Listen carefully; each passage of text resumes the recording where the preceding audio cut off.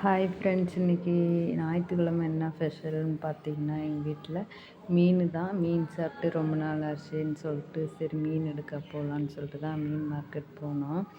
எப்போவும் நாங்கள் இங்கே வந்து தான் மீன் எடுப்பேன்.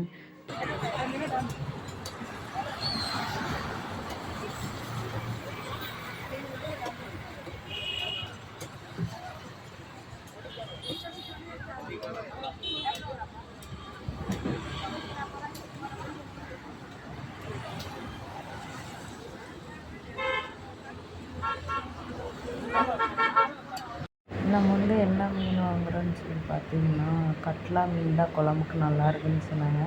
அதுதான் இப்போ வாங்கிட்டுருக்கேன் ஃப்ரெண்ட்ஸ்.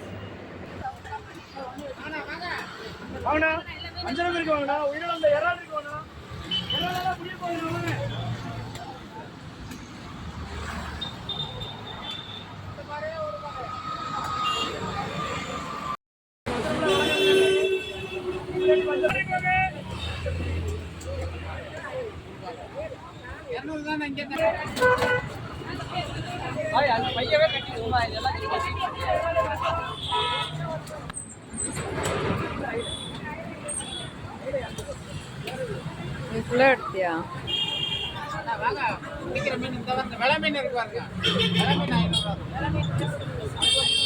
அடுத்து வந்து பார்த்திங்கன்னா, நம்ம எப்படி மீன் க்ளீன் பண்ணலான்னு சொல்லி பார்க்கலாம் வாங்க. எல்லாம் வந்து ஒரு பாத்திரத்தில் போட்டுட்டு கொஞ்சம் பார்த்திங்கன்னா உப்பு மஞ்சள் போட்டு கொஞ்ச நேரம் அப்படியே ஊற விட்டோம்னா அந்த கவுஸ் அடிக்கிறதெல்லாம் கொஞ்சம் இதாக கம்மியாக இருக்கும். மஞ்சள் உப்பு போட்டு கழுவணும்னா, அதனால தான் மஞ்சள் உப்பு போட்டு கழுவுவாங்க. மீனுக்கு கறி சிக்கனுக்கெல்லாம் அந்த மாதிரி போட்டு நிறைய பேர் கழுவுவாங்க. நானும் அப்படி தான் வந்து பார்த்திங்கன்னா நல்லா 2 டைம் போட்டு மஞ்சள் உப்பு போட்டு கழுவிட்டேன். அதுக்கப்புறம் பார்த்திங்கன்னா கலருக்கு ஈஸியாக இருந்தது. 2 தண்ணியில் பார்த்திங்கன்னா சுத்தமாக இதாச்சு.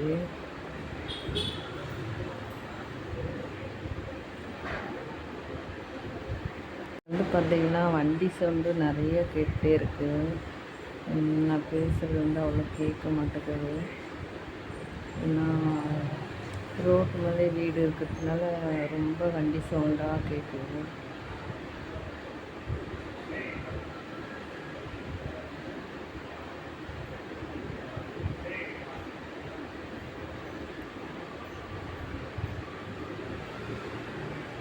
இந்த பாத்திரம் வந்து பார்த்திங்கன்னா மீன் குழம்பு வைக்கிறதுக்காகவே நல்லா பெருசாக ஒரு பாத்திரம் வாங்கி வச்சுருக்கேன். ஏன்னா சின்ன பாத்திரத்தில் வச்சோம்னா அது அடியில் பிடிச்சிக்குது. அதனால் வந்து பார்த்திங்கன்னா பெரிய பாத்திரத்தில் வந்து வச்சிங்கன்னா அது நல்லா கலரி விடுறதுக்கு அதுக்கெல்லாம் நல்லாயிருக்கும்.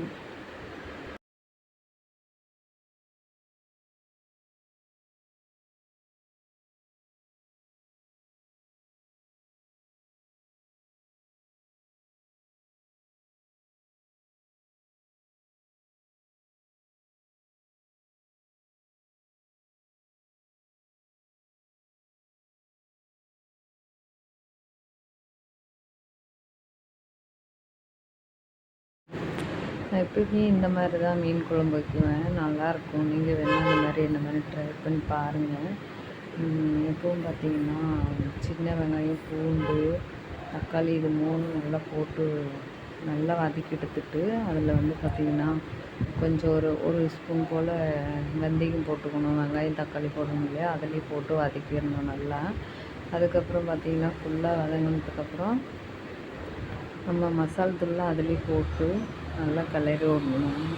ஒரு 10 நிமிஷம் ஆனாலும் கம்மியாக வச்சுட்டு அது மாதிரி அதுலேயே நம்ம அந்த ஹீட்லேயே வறுத்தோம்னா நல்லாயிருக்கும் குழம்பு. அது ஒரு மாதிரி டேஸ்ட்டாக இருக்கும். நான் இப்போ அப்படி தான் மீன் குழம்பு செய்வேன். வேணா நீங்கள் இந்த மாதிரி செஞ்சு பாருங்கள். நான் வந்து பார்த்திங்கன்னா ஒகேனக்கல்லாம் இந்த மாதிரி தான் மீன் குழம்பு வைக்குவாங்க. நான் எப்பவுமே அந்த மாதிரி தான் வைக்குவேன். இந்த மாதிரி வேணால் நீங்கள் செஞ்சு சாப்பிட்டு பாருங்கள் எப்படி இருக்குன்னு சொல்லிட்டு. வந்து பார்த்திங்கன்னா வெந்தயம் போடுறேன். அதிலே போட்டு நல்லா வறுத்துக்கணும். தாளிக்கும் போதும் பார்த்திங்கன்னா கடுகும் வெந்தயம் போட்டு கருவேப்பிலை அதெல்லாம் போட்டு தாளிச்சிடுவேன். புளி வந்து பார்த்திங்கன்னா முன்னாடி கழுவி ஊற வச்சிட்டோம்னா அரைக்கும் போது நல்லாயிருக்கும் இல்லையா, அதனால் வந்து புளியை அரைச்சி எடுத்து கொஞ்ச நேரம் அந்த அப்படியே வச்சோம்னா அதே ஊறிடும். நம்ம அதுக்குள்ளே இது வந்து பார்த்திங்கன்னா நல்லா கிளறி விட்டுக்கலாம். மீன் மசாலா, இது குழம்பு மசாலா வந்து பார்த்திங்கன்னா ஒரு இதில் பாதி போடலாம். ஏன்னா 1.5 கிலோ மீன். குழம்பு மிளகாப்பொடி வந்து பார்த்திங்கன்னா குழம்பு தூள் 2 ஸ்பூன் போட்டுக்கலாம். மஞ்சள் பொடி வந்து பார்த்திங்கன்னா ஒரு 4 ஸ்பூன் போட்டுக்கலாம்.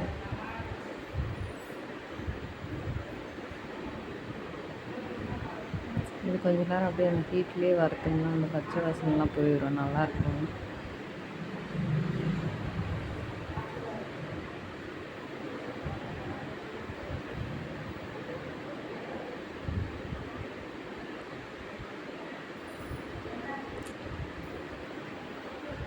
மீன் குழம்புக்கு வந்து இவ்வளோ தான் மசாலாலாம் போடணும். அதுக்கப்புறம் பார்த்திங்கன்னா கரம் மசாலா அதெல்லாம் போடுவாங்க, அதெல்லாம் நான் போட மாட்டேன். மல்லித்தூள் லாஸ்ட்டாக போட்டேன், மறந்துட்டேன், தான் லாஸ்ட்டாக போட்டேன்.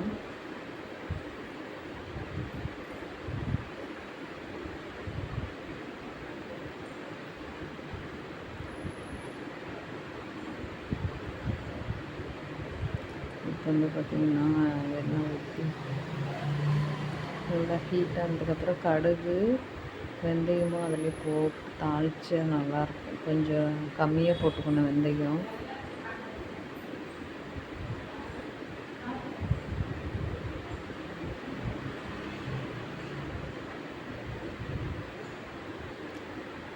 கருவேப்பிலை வந்து உருவி போடலான்னு தான் பார்த்தேன், அப்படியே கொத்தா போட்டுடலாமேன்னு சொல்லிட்டு போட்டேன்.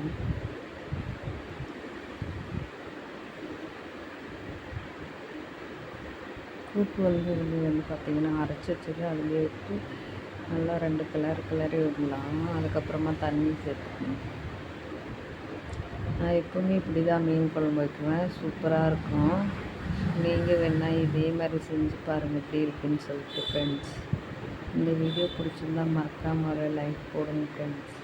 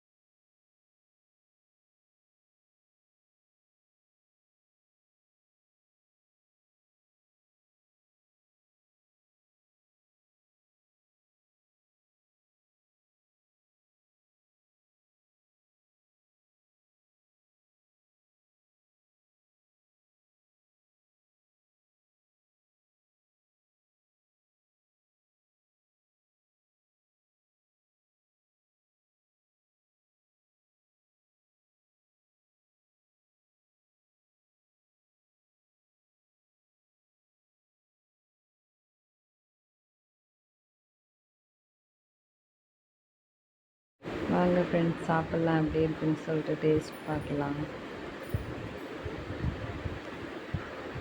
நிறைய பேர் பார்த்தீங்கன்னா மீன் வந்து ஒரு கொதி 2 கொதி விட்டு எடுத்துடலான்னு சொல்லுவாங்க. அப்படி விட்டிங்கன்னா கலைஞ்சி போயிடும். எப்படியும் ஒரு 20 நிமிஷத்துக்கு மேலே, ஒரு அரை மணி நேரமே ஆயில் கம்மியாக வச்சு நல்லா வேக வைங்க.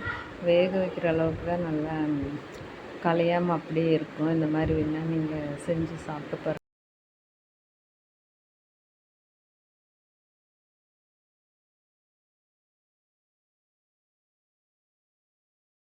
சூப்பராக டேஸ்ட்டாக இருக்குங்க ஃப்ரெண்ட்ஸ். நீங்கள் என்ன ட்ரை பண்ணி பாருங்கள், கண்டிப்பாக நல்லா டேஸ்ட்டாக இருக்கும். இந்த வீடியோ பிடிச்சிருந்தா மறக்காமல் ஒரு லைக் போட்டுக்கோங்க.